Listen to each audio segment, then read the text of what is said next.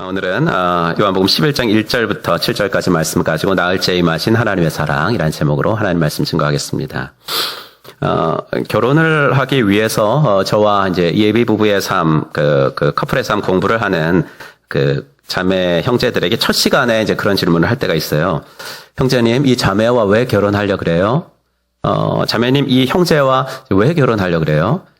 그러면 이제 두 사람 다 멋쩍은 웃음을 짓죠. 그러면서 목사님 뭐 그런 질문을 하세요. 사랑하니까 결혼하죠. 예. 그럼 제 다음 질문은 뻔하죠. 예. 그죠? 괜히 되게 결혼에 되게 큰 선배인 것처럼 하면서 사랑이 뭐라고 생각해? 그러죠. 사랑이 뭐라고 생각하는데, 한창 꿈에 부풀어서 결혼을 준비하는 커플에게 사랑이 뭐길래 결혼하려고 하느냐는 그런 질문은 좀 짓궂은 질문이긴 합니다. 하지만 반드시 묻고 반드시 대답해야 할 질문임에는 틀림없습니다. 여러분, 도대체 사랑이 뭔가요?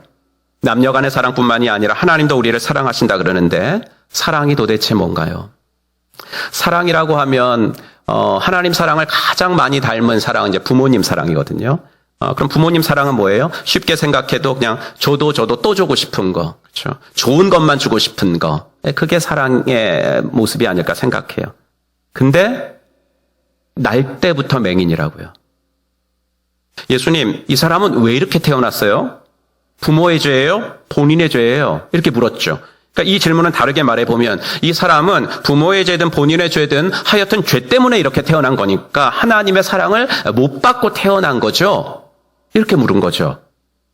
근데 예수님 뭐라고 말씀하셨냐면 그 누구의 죄도 아니야 라고 대답을 하셨어요. 즉 이렇게 태어난 사람은 저주를 받은 거고 또 이제 건강하고 평범하게 태어난 사람은 사랑을 받은 거. 그게 아니라 모든 사람들이 다 하나님의 사랑을 받은 존재로 태어난 거야 라고 말씀하셨어요. 이 말을 예수님이 하신 말씀 그대로 옮겨보면 지난주에 9장 말씀처럼 그에게서 하나님이 하시는 일을 나타내고자 하심이라 이거거든요. 그런데 그 사람의 입장에서 생각해보면 어떨까요?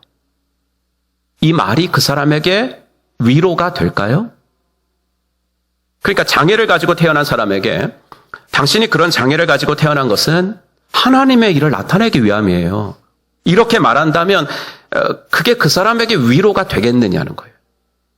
혹자는 이런 위로를 이제 폭력적 위로다 뭐 이런 말도 붙였죠. 평생을 그렇게 산 사람에게 이런 위로를 하면 그 사람 그러지 않겠어요? 그 사람이 아직 예수님을 만나지 못한 사람이라면 나는 당연히 이런 말 할 것 같아요. 내 인생에서 하나님의 일 같은 거 나타나지 않아도 좋으니까 나도 건강하게 평범하게 살았으면 좋겠어요. 이러지 않겠어요? 그런 사람에게 하나님이 당신을 사랑하십니다. 하나님이 당신을 사랑하신다는 것을 어떻게 말해줄 수 있을까? 어떻게 말해줄 수 있을까? 그리스도인들이라도 질병과 죽음과 실패와 좌절을 피해갈 수는 없어요. 성도들과 함께 그 가정의 문제를 놓고 많이 기도했고 믿음으로 구했는데도 질병과 죽음, 실패와 좌절, 그런 결과가 닥칠 때 사실 목사로서 정말 마음이 아파요. 이제 뭐라고 목사니까 가서 이제 말은 좀 해줘야 되는데 뭐라고 위로해 줘야 될지 난 잘 모르겠어요. 암으로 투병하시는 분들에게는 가서 성도님, 하나님이 분명히 고쳐주실 거예요. 말씀드려요. 실패를 경험한 분들에게는 가서 성도님, 하나님이 더 좋은 길 예비해 놓고 계실 거예요. 말씀드려요.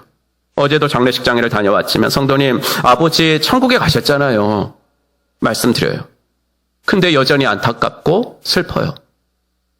하나님이 우리를 사랑하시고 함께 하심을 믿으니 우리에겐 분명히 희망이 있지만 그것이 당장의 슬픔을 거두지는 못한다라는 것을 뼈저리게 느끼며 무거운 마음으로 발걸음을 돌릴 때가 많습니다.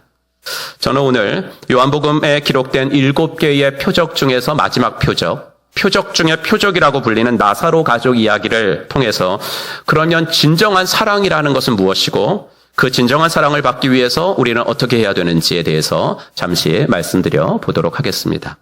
본문의 시간적인 배경은 6월절이 점점 다가오고 있을 때입니다. 예수님의 공생의 기간은 3년이었기 때문에 6월절도 그 안에 3번이 있었습니다. 지난 금요일 새벽에도 잠깐 언급드렸는데 첫 번째 6월절에는 예루살렘에를 가셨습니다. 가셔서 성전에서 장사하는 사람들 다 내쫓으시고 또 이 성전을 헐어버려라. 그러면 내가 3일 만에 짓겠다라는 좀 이상한 말씀과 행동들을 하셨습니다. 두 번째 유월절에는 이제 예루살렘을 안 가셨죠. 대신 갈릴리 지역에서 그 오병이어 기적 같은 거 일으키면서 활발한 사역을 하셨습니다. 예수님은 이제 세 번째 유월절이 다가오고 있을 때, 이때는 이제 내가 십자가를 져야 될 때다라는 것을 직감적으로 아시고, 이제 얼마 전부터 계속해서 예루살렘을 향해 이제 쭉쭉 이제 걸어가시고 계셨던 거예요. 그러면서 제자들에게 자신의 십자가 죽음과 부활에 대해서도 두 번 정도 말씀하시고 뭐 그러셨죠. 이 본문에서 예수님과 제자들이 있던 곳을 신학자들은 바테네아라는 곳이었을 것이라고 추정을 하는데, 나사로 가족이 살고 있던 베다니까지는 약 130km 정도 떨어진 거리입니다. 한 3, 4일은 걸어야 되는 그런 거리였어요. 나사로가 무슨 병에 걸렸는지는 잘 모르겠습니다. 하지만 점점 병세가 위중해져 가고 있었던 것 같습니다. 그래서 그의 여동생들인 마르다와 마리아가 간호를 하고 있었던 것 같아요. 요한은 2절에서 나사로가 어떤 사람인가라는 것보다는 마리아가 어떤 사람인가라는 것을 소개해 줍니다. 2절, 이 마리아는 향유를 주께 붓고 머리털로 주의 발을 닦던 자요. 만약에 다른 복음서는 안 읽고 이 요한복음만 읽고 있는 사람이라면 이제 여기서 고개가 좀 갸우뚱해지죠. 왜냐하면 이 마리아라는 사람이 언제 이런 일을 했지? 10장까지 읽으면서 이런 얘기는 내가 못 읽었는데, 이런 생각이 들 것입니다. 당연하죠. 마리아가 그런 일을 한 기록은 우리가 11장을 읽고 있는데 지금 12장에 가서야 나오기 때문입니다. 그런데 요한복음은 마태, 마가, 누가, 요한복음, 이 소위 말하는 사복음서 중에서 가장 늦게 쓰여진 책입니다. 그러니까 요한은 이 책을 쓰면서 자신의 복음서를 읽는 사람들은 이미 마태, 마가, 누가 복음을 다 읽은 사람들이라는 것을 전제하고 쓰는 겁니다. 그런데 이 나사로 가족 이야기는 다른 복음서에는 없거든요. 예. 그러니까 요한은 내가 지금부터 여러분이 처음 듣는 얘기를 지금 하겠는데, 하지만 이 이야기에 나오는 마리아라는 여인은 여러분이 아는 여인입니다. 다른 복음서에서 여러분이 이미 읽었던 예수님께 발에 향유를 붓고 자기 머리카락으로 예수님 발을 닦아드렸던 그 믿음 좋은 여인, 그 헌신적인 여인, 여러분이 이미 알고 있는 여인이에요 라고 이야기를 하면서 시작을 하는 것입니다. 오빠가 병이 들어 위독해지자 이 믿음의 자매들은 예수님께 사람을 보냅니다. 그들이 심부름꾼의 입에 담아준 말은 다음과 같습니다. 3절을 보시면, 주여 보시옵소서, 사랑하시는 자가 병들었나이다. 주님, 나사로가 병들었나이다가 아니잖아요. 당신이 사랑하시는 자가 병들었습니다. 이 베다니 가족들은 예수님과 이처럼 상당히 가까운 관계였습니다. 요한은 그래서 대표적으로 마리아가 예수님 발에 향유 부은 사건을 기록해 놓고 있었던 거예요. 가룟 유다는 이 사건 현장에서 마리아를 생각 없는 여인이다라고 비난했지만 예수님은 얼마나 칭찬을 하셨어요. 복음이 전해지는 곳에는 이 여인이 한 일도 함께 말하라고 할 만큼 칭찬하시지 않았습니까? 이 베다니 가족들은 정말 예수님이 사랑하신 가족들이었습니다. 그래서 오빠가 위독하자 바로 사람을 보내가지고 주님 와주셔야겠어요, 이렇게 말한 거예요. 다른 사람도 아니라 주님이 사랑하시는 우리 오빠가 병들었으니까 빨리 와주셔야죠, 이렇게 말한 거죠. 심부름꾼은 자신의 역할을 성공적으로 수행했고 예수님은 베다니의 급박한 사정을 소상하게 들으셨습니다. 6절, 나사로가 병들었다 함을 들으시고. 그러면 우리가 예상하는 예수님의 다음 행보는 무엇입니까? 출동하시는 거죠, 이제. 이름 정도 아는 사이가 아니라 주님이 사랑하시고 아끼시고 그리고 평소에 관계가 되어 있는 가정에 큰일이 일어났는데 바로 가시는 것이 당연한 거 아니겠습니까? 혹은 상황이 급박하니까 말씀으로 하시는 방법이 이제 차선책입니다. 그럼 130km는 이제 나을 길이거든요. 그러니까 가다가 장례 소식을 들을 수 있어요. 가다가. 그러니까 이제 말씀으로 하시는 방법이죠. 공간을 뛰어넘어가지고 말씀으로만 병자를 고치신 경험은 이전에도 있으시니까. 예수님 가나에 계셨고 환자는 32km 떨어진 가버나움에 있었는데 말씀으로 고치셨잖아요. 그런 경험이 있으시니까. 그러니 지금도 너무 상황이 급박하니까 말씀으로만 하시는 방법을 쓰면 되죠. 그러나 예수님은 그렇게 하실 수 있었음에도 하지 않으세요. 아니, 좀 더 정확히 말해보자면 당장 갈 마음도 없으셨고 말씀으로 하실 방법은 더더욱 없으셨어요. 오히려 나사로의 죽음을 기다리고 계신 것처럼 보이죠. 마리아가 이 급박한 소식을 전하면서 주께서 사랑하시는 자가 뭐 이렇게 말한 게 너무나 좀 이렇게 무색해질 정도. 차가운 태도를 보이십니다. 사랑하는 가족이라면서 이건 도대체 무슨 태도시지? 그래서 저는 요한복음 11장을 전 처음으로 읽었을 때 혹시 이 가정이 짝사랑을 하는 건가? 이런 생각도 좀 들었어요. 배단이 가족들만 예수님을 사랑했던 거 아닐까? 우리 가족은 예수님과 보통 사이가 아니야. 이렇게 그들만 생각하고 있었지 예수님은 그런 마음이 아니셨을 거 아닌가? 라는 생각이 좀 들었던 적도 있어요. 하지만 그렇지 않다고 요한은 코멘트를 하죠. 5절 말씀. 예수께서 본래 마르다와 그 동생과 나사로를 사랑하시더니. 그런데 이제 이 코멘트를 읽고 그 다음 절을 읽으려니까 더 황당한 거죠. 그런데 예수께서는 나사로가 앓는다는 말을 들으시고도 계시던 그곳에 이틀이나 더 머무르셨다. 그렇게 사랑하는 사람들이라면서 왜? 요한복음 11장을 읽으면서 이 질문은 쉽게 떨쳐버릴 수가 없습니다. 사랑하는 성도 여러분, 기독교 신학이 말하는 것들은 다 인간의 이성을 뛰어넘는 것들이죠. 초대 교부의 말처럼 이해돼서 믿는 게 아니라 믿으면 이해가 되어지는 것들이에요. 우리가 고백하는 것들은 다 그런 거예요. 삼위일체, 그다음에 동정녀 탄생, 십자가 대속의 죽음, 그리스도의 육체적 부활, 그리스도의 재림. 이게 이제 우리가 사도신경을 통해서 고백하는 5가지인데 이 5가지 중 어느 것 하나 이성적이고 논리적으로 증명할 수 있는 것들은 없어요. 그런데 이런 것들은요, 이제 예수님을 영접하고 내가 구원받아 하나님의 자녀가 되었다라는 것을 믿으면 자연스럽게 큰 어려움 없이 받아들여지는 거예요. 여러분 그렇잖아요. 지금 5가지 이 엄청난 교리들이 막 되게 의심이 되고 그러시지 않죠. 그냥 받아들여져요. 그런데요, 이 5가지보다 우리 현실의 삶에서 더 받아들이기 어려운 것은 뭐냐면 이 엄청난 이 교리들이 아니라 고난의 문제라는 거예요. 사랑하시면서 왜 나에게 이런 일이 벌어지게 하시는가? 이거라고요.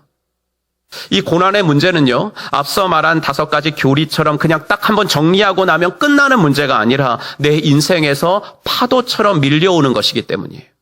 한 곱이 넘겼다 싶으면 또 다른 고난의 파도가 밀려오는 거잖아요. 늘 다른 파동과 다른 강도로 오기 때문에 그때마다 우리는 하나님 사랑하신다면서요? 라는 질문을 하지 않을 수가 없다는 거죠. 여러분, 예수님이 베다니 가족들을 사랑하신 것은 분명합니다. 요한이 이 스토리를 소개하면서 원래 해설자들은 스토리를 얘기하면서 끼어들면 안 됩니다. 그런데 이 스토리를 소개하면서 굳이 5절에서 자신이 끼어들어가지고 예수님은 이 가족들을 정말로 사랑하셨어요. 라고 요한이 말한 이유는 뭐냐면 우리가 4절과 6절을 오해하며 읽지 않기를 원했기 때문입니다. 4절 볼까요? 한번 같이 읽죠. 예수께서 들으시고 이르시되 이 병은 죽을 병이 아니라 하나님의 영광을 위함이요 하나님의 아들이 이로 말미암아 영광을 받게 하려 함이라 하시더라. 그렇죠? 이게 뭐예요? 9장에서 날 때부터 맹인된 사람을 고쳐주셨을 때 하시던 말씀과 똑같죠? 그런데 아까 말씀드렸죠. 이게 무슨 위로가 되냐고. 이게 도대체 무슨 위로가 돼요, 이 말씀이. 그래서 좀 이상한데 그냥 5절이 없이 6절로 넘어간다면 6절엔 좀 전에 읽었듯이 나사로가 병들어 죽어간다는 소리를 들으시고 이틀을 더 지체하셨다고요? 이거는 위로가 안 되는 것을 넘어서서 예수님께 대한 서운함과 실망과 원망과 섭섭함, 이런 감정들이 생기는 것이 당연하다고요. 그러니까 5절이 없으면 우리는 예수님을 오해하기가 딱 좋다고요. 우리가 이렇게 오해할 줄을 알고 요한은 이야기의 흐름을 끊으면서까지 자기가 끼어들어가지고 예수님은 나사로 가족을 정말로 사랑하셨어요. 이렇게 말하고 있는 것입니다. 사랑하는 성도 여러분, 위기와 고난, 실패와 좌절 가운데서도 부디 이 5절을 잊지 마시기를 간절히 부탁드립니다. 11장 5절, 예수께서 본래 마르다와 그 동생과 나사로를 사랑하시더니. 여기다가 여러분의 가족들의 이름을 넣어서 읽으시기를 바랍니다. 예수께서 본래 나와 내 남편 아무개와 내 아들 아무개와 내 딸 아무개를 사랑하시더니.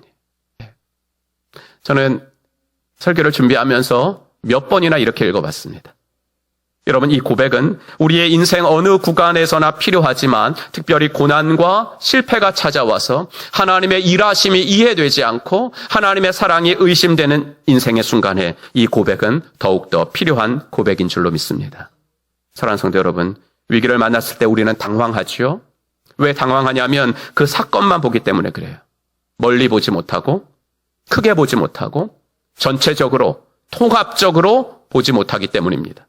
그러나 예수님의 안목은 다르십니다. 예수님은 사랑하는 나사로가 병들어 죽어간다는 말을 들으시고도 하나도 당황하지 않으셨습니다. 왜냐하면 예수님은 이미 이 문제를 어떻게 해결하고 풀어나가실지에 대해서 큰 그림을 가지고 계셨기 때문입니다. 예수님은 크게 보셨고 전체적으로 보셨고 그리고 멀리 보셨기 때문입니다. 그러니 여러분, 하나님이 일하시는 시간이 내 시간표와 다를지라도 실망하지 마시기를 바랍니다. 하나님이 일하시는 방식이 여러분의 예상과 다를지라도 그분이 무능하시다거나 그분이 내 형편에 무관심하시다고 생각하지 마시기 바랍니다. 그분이 일하시는 방식을 내 좁은 생각과 경험의 테두리 안에 결코 가둘 수가 없다는 것도 인정하시기를 바랍니다. 우리말 성경에는 번역이 되지 않았는데 원문에는 5절과 6절 사이에 그러나라는 아주 중요한 접속사가 있습니다. 그러니까 그것을 넣어서 제가 한번 읽어드리면 예수께서 본래 마르다와 그 동생과 나사로를 사랑하시더니 그러나 나사로가 병들었다 함을 들으시고 그 계시던 곳에 이틀을 유하시고 그러니까 사랑하시는데 그러나라는 말이에요. 우리 예상으로는 사랑하시니까 가셔야 했죠. 사랑하시니까 직접 가시든지 아니면 말씀으로든지 죽기 전에 고쳐주셔야 했죠. 그런데 주님은 사랑하신다면서 그러나의 태도를 취하십니다. 급한 소식을 들으시고도 행동을 하지 않으셨다는 이야기입니다. 저와 여러분의 삶에는요, 종종 이런 하나님의 그러나가 찾아옵니다. 즉, 내 예상과는 반대의 상황이 일어난다는 거예요. 벌어지지 않기를 바랬고 벌어지지 않을 것이라고 믿었던 사건이 나에게 찾아올 때가 있다는 거예요. 마리아 자매도 그랬죠. 예수님의 발에 그 아끼던 값비싼 향유를 부을 만큼 헌신적이고 믿음 좋았던 마리아라고 해서 하나님의 그러나가 비껴가지는 않았다고요. 그녀는 오빠 나사로가 죽는 일이 벌어지지 않기를 바랬어요. 그리고 주님께 SOS를 쳤으니까 주님은 오실 거고, 아니 멀어서 오시지는 못할지라도 못 오시면 그곳에서 말씀의 능력을 발휘하실 것이고, 난 그걸 의심하지 않아요.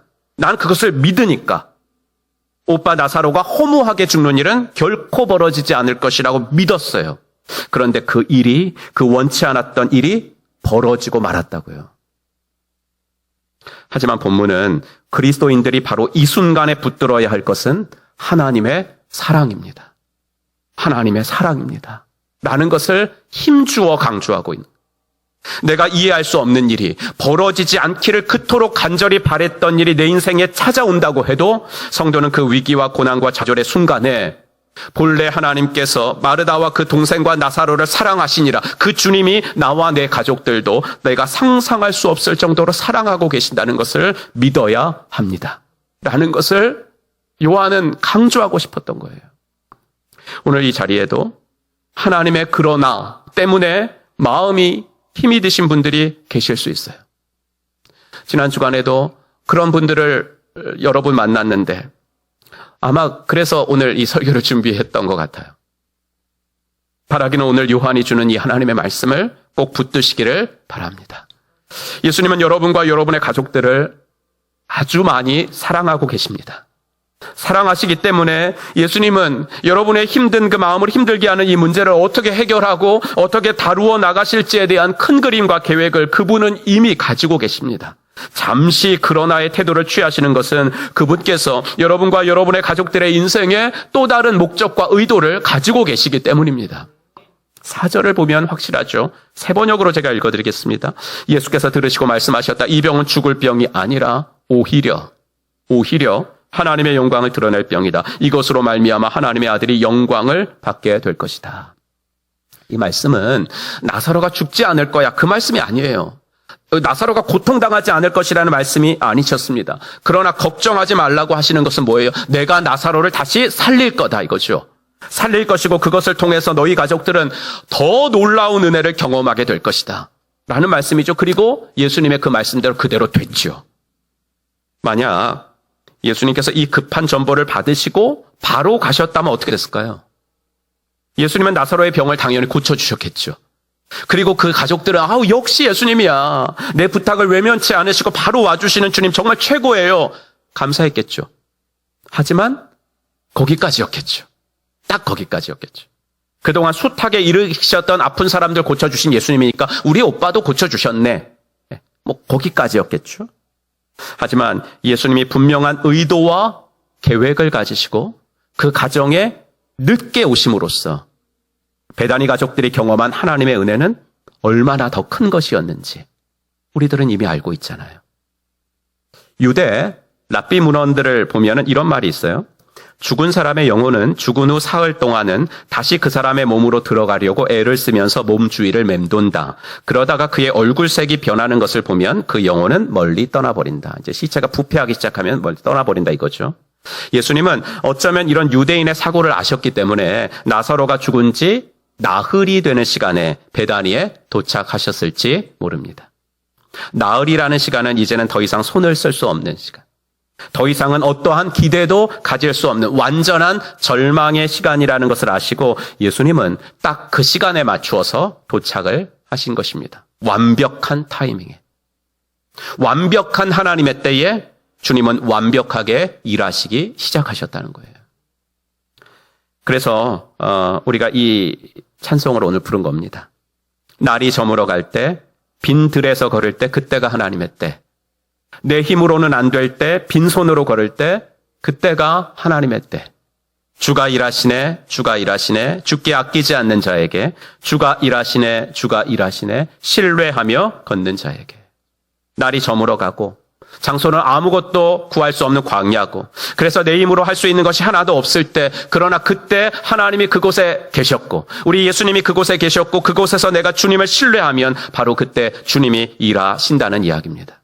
주님이 일하시니까 보리떡 5개, 적은 떡과 물고기지만 5,000명이 원대로 먹는 기적이 일어나게 되었다는 이야기입니다.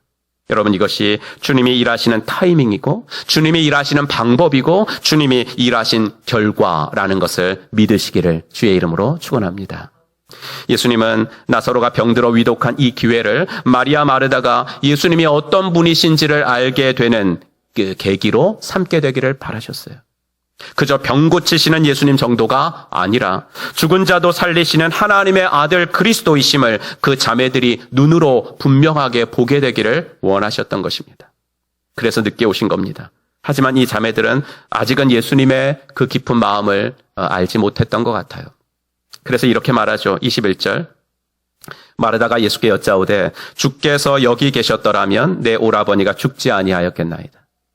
39절. 예수께서 이르시되 돌을 옮겨 놓으라 하시니 그 죽은 자의 누이 마르다가 이르되 주여 죽은 지가 나흘이 되었음에 벌써 냄새가 납니다. 무슨 말입니까? 왜 이렇게 늦게 오셨나는 거죠. 이미 나흘이나 되어서 오빠의 영혼도 이제 다 떠났을 텐데 늦게 오셔놓고 무슨 무덤에 돌문을 굴려 놓으라 왜 늦게 오셔놓고 뭘 하려고 하시는 겁니까? 그러려면은 일찍 오셨어야죠. 사랑하신다면서 어쩜 이렇게 하실 수 있어요? 이런 말이죠. 근데 주님은 뭐라고 하시나요? 2번이나 똑같은 말씀을 하시는데 처음에 이제 베다니에 도착하니까 마르다가 예수님 맞으러 나갈 때 마르다에게 하신 말씀 25절 말씀 26절 같이 읽겠습니다. 예수께서 이르시되 나는 부활이요 생명이니 나를 믿는 자는 죽어도 살겠고 무릇 살아서 나를 믿는 자는 영원히 죽지 아니하리니 이것을 내가 믿느냐. 그래서 마르다는 믿는다고 대답을 했어요. 근데 대답을 해놓고도 아까 본 것처럼 주님 죽은 지 나흘이나 돼서 벌써 냄새가 나요.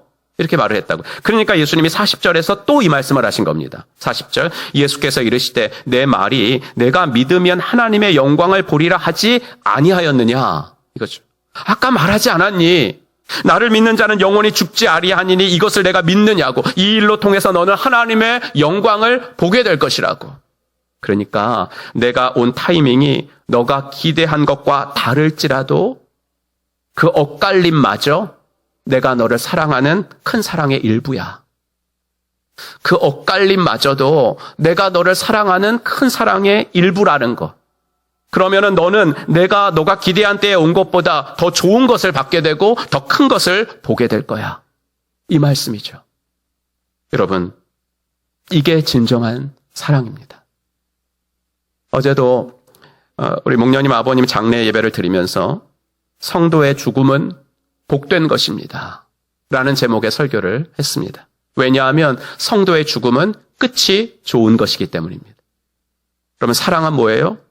가장 좋은 것을 주는 게 사랑이잖아요. 그럼 세상에서 가장 좋은 게 뭐예요? 여러분 생각하기에는? 제가 생각하는 가장 좋은 것은 생명이에요.